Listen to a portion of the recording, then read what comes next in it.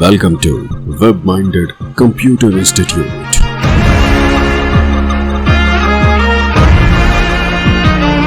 Then like, subscribe and share. इस session में हम बात करने वाले हैं ग्राफिकल यूज़र इंटरफेस के एलिमेंट्स के बारे में।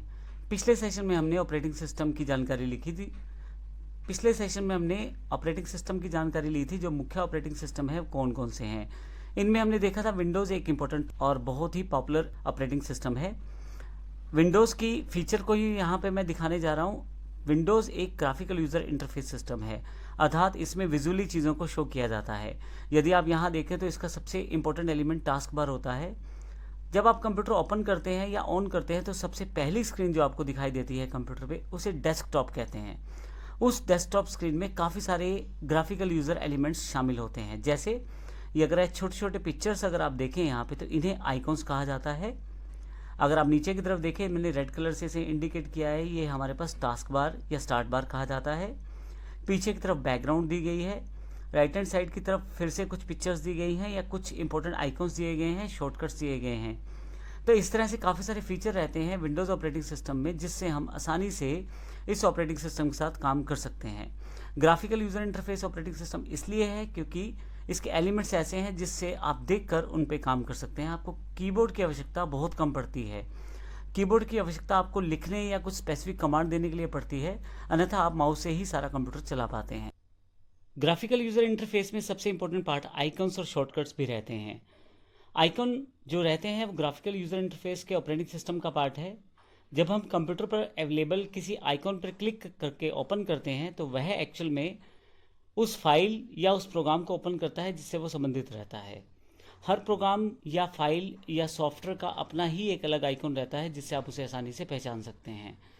प्रोग्राम कौन सी फाइल का है इससे आइकॉन के एग्जांपल से समझा जा सकता है। यहाँ पे यदि आप राइट हैंड साइड पे देखें तो गूगल क्रोम का आइकॉन अलग है और फायरफॉक्स का अलग है। इस तरह से आईएसएसटी का अलग है और रिसाइकिल बिन बिल्कुल अलग है। कुछ आइकॉन जब आप कंप्यूटर पहली बार ओपन करें, यानी कि बिल्कुल नया फ्रेश कंप्यूटर हो या विंडोज़ अभी अभी इंस्टॉल हुई हो, तो ऐसे केस में कुछ आइकॉन्स पहले से ही अवेलेबल रहते हैं। उसमें सिस्टम आइकॉन ज़रूर रहते हैं। सिस्टम आइकॉन जब कंप्यूटर में ऑपरेटिंग सिस्टम को इंस्टॉल करते हैं तो यह आइकॉन अपने आप ही अवेलेबल हो जाते हैं, जैसे my computer, recycle bin, control panel इत्यादि। मैं आपको ये बता दूं कि जब आप विंडोज़ 10 में काम करते हैं तो वहाँ इन आइकॉन्स के नाम अलग हो सकते हैं, लेकिन काम सेम रहेगा। जैसे विंडोज़ 7 में माई कंप्यूटर रहता है, लेकिन विंडोज़ 10 में दिस पीसी या शो माई पीसी के नाम से आपको अवेलेबल रहता है। और रिसाइकिल बिन सेम रहता है दोनों में। कंट्रोल पैनल जो रहता है वो थोड़ा सा डिफरेंट इंटरफेस के साथ अवेलेबल रहता है विंडोज़ 10 में। तो जब भी आप ऑपरेटिंग सिस्टम चेंज करते हैं या चेंज होता है तो वहाँ पे इन आइकॉन के लुक एंड फील में चेंज हो सकता है, कुछ फंक्शनैलिटी में चेंज हो सकता है, लेकिन मोटे तौर पे काम वो सेम ही करते हैं। इसके अलावा ड्राइव आइकॉन्स रहते हैं। जैसा कि हमने कंप्यूटर हार्डवेयर में पढ़ा था कि हमारे पास हार्ड डिस्क रहती है। एक हार्ड डिस्क में हम पार्टीशन कर सकते हैं कि हम कितनी मेमोरी में क्या क्या सामान रखना चाहें। जब आप विंडोज़ को इंस्टॉल करते हैं अपने कंप्यूटर पे तो वह डिफ़ॉल्ट रूप से सी ड्राइव पे इंस्टॉल होती है। आप चाहें तो इसे डी या ई पे इंस्टॉल कर सकते हैं, लेकिन डिफ़ॉल्ट इंस्टॉलेशन पाथ जो विंडोज़ का रहता है वो सी ड्राइव रहता है। तो इस तरह से आप हार्ड डिस्क के कुछ हिस्से बना सकते हैं जो पहले से ही तय कर सकते हैं, जैसे सी, डी, ई। यहाँ पे मैंने 3 हिस्से यहाँ पे दिखाए हैं। सी ये पार्ट है, डी ये बीच वाला और ई ये वाला।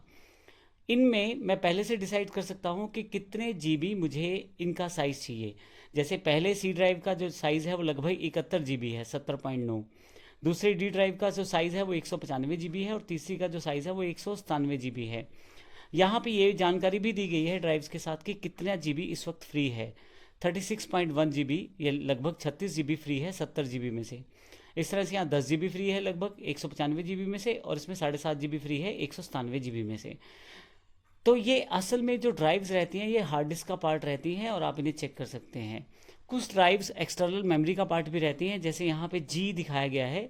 ये कोई डीवीडी अगर हम डालें तो उसको डिटेक्ट कर लेगा, लेकिन ये जो जी ड्राइव है असल में हमारी डीवीडी राइटर ड्राइव है। यानी कि कुछ एक्सटर्नल डिवाइस अगर आप साथ में लगाएंगे तो वो हमारे पास फिर से एक ड्राइव के रूप में आ जाएंगी। यहीं पे अगर मैं पेन ड्राइव लगा दूँ तो उसके पश्चात एक अल्फ़ाबेट उसे साइन कर दिया जाएगा, शायद एफ़। तो एफ़ ड्राइव जो है हो सकता है वो हमारी पेन ड्राइव की ड्राइव हो जाए। तो इस तरह से ड्राइव आइकॉन से आप पहचान सकते हैं कि आपकी ड्राइव कौन सी है जिसमें आप सामान रखना चाहते हैं, और उसका साइज़ क्या है, उसमें कितना स्पेस बचा हुआ है, इससे आपका काम करना बहुत आसान हो जाता है। इसके अलावा प्रोग्राम आइकॉन्स अवेलेबल रहते हैं। यह आइकॉन किसी प्रोग्राम या एप्लीकेशन को शो करते हैं। आप उस पर्टिकुलर प्रोग्राम के आइकॉन पे क्लिक करके उस पर्टिकुलर प्रोग्राम को खोल सकते हैं। इन आइकॉन पर उसका लोगो यानी कि सॉफ्टवेयर का लोगो या फाइल का नाम भी शो हो रहा होता है। जैसे एग्जांपल यहाँ पे कोरलड्रा जो है उसका एक शॉर्टकट है, और जब आप इसे क्लिक करेंगे तो यह ओपन हो जाएगा। इस तरह से एनीडेस्क है, नाम भी है और आइकॉन भी है। गूगल क्रोम में नाम भी है और आइकॉन भी है। तो इस तरह से आप आसानी से इस प्रोग्राम को पहचान सकते हैं यह प्रोग्राम क्या ओपन करेगा या किस एप्लीकेशन सॉफ्टवेयर से रिलेटेड है। इसके अलावा कुछ हार्डवेयर आइकॉन्स अवेलेबल रहते हैं हमारे पास। जैसे आप कंट्रोल पैनल में अगर आप चले जाएं विंडोज़ 10 या विंडोज़ 7 में, तो आपके पास काफ़ी सारे आइकॉन दिखाई देंगे।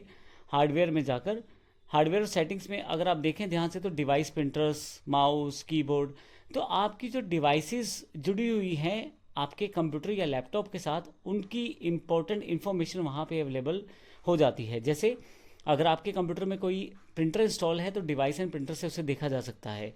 एक से अधिक प्रिंटर इंस्टॉल होने पे सारे प्रिंटर्स की जानकारी वहाँ मिल जाएगी, और यहाँ से आप सेटिंग भी कर सकते हैं किसी पर्टिकुलर प्रिंटर के बारे में। जैसे आपके पास 4 प्रिंटर हैं, आप चाहते हैं कि एप्सन प्रिंटर पर ही प्रिंट दिया जाए तो आप उसे डिफ़ॉल्ट प्रिंटर सेट कर सकते हैं। इस तरह की छोटी और बड़ी इंपॉर्टेंट इन्फॉर्मेशन सारी की सारी आपके पास विंडोज 10 की कंप्लीट ट्रेनिंग में उपलब्ध है। इसके पश्चात आप उस ट्रेनिंग को देख सकते हैं। इसके पश्चात फोल्डर आइकॉन्स हमारे पास अवेलेबल होते हैं। येलो कलर के जो आइकॉन्स आपके पास अवेलेबल रहते हैं वो मुख्यतः फोल्डर आइकॉन ही रहते हैं। फोल्डर या डायरेक्टरी एक ही बात है। जब हम लोग कमांड यूज़र इंटरफेस में कार्य किया करते थे तो इसे डायरेक्टरी कहा जाता था, लेकिन आज के समय में इसे फोल्डर कहा जाता है। अब मोबाइल में जो यूज़ करते हैं वो फोल्डर ही है। फोल्डर आइकॉन यूज़र द्वारा क्रिएट किए जाते हैं, यानी कि आप अपनी मर्जी से फोल्डर बना सकते हैं। कुछ फोल्डर कंप्यूटर द्वारा पहले से बनाए जाते हैं अपनी सारे जो फाइल्स हैं उनको मैनेज करने के लिए, पर आप अपनी मर्जी से कोई भी फोल्डर बना सकते हैं बशर्ते उस नाम से पहले कोई फोल्डर ना हो। और एक फोल्डर के अंदर आप दूसरा फोल्डर, दूसरे फोल्डर के अंदर तीसरा फोल्डर, या एक फोल्डर के अंदर फाइलें, इस तरह के डेटा को आप आसानी से ऑर्गेनाइज कर सकते हैं। तो फोल्डर एक बैग की तरह है, एक कंटेनर की तरह है जिसमें आप कुछ भी संभाल के रख सकते हैं, और फाइल्स वो कॉपीज़ की तरह है जिसमें आप काम करते हैं। तो एप्लीकेशन सॉफ्टवेयर जैसे Word, Excel, PowerPoint, Tally इत्यादि ये फाइल्स क्रिएट कर देंगे आपके कंप्यूटर में। अब आपको इन्हें संभाल के रखने के लिए फोल्डर का प्रयोग कर सकते हैं।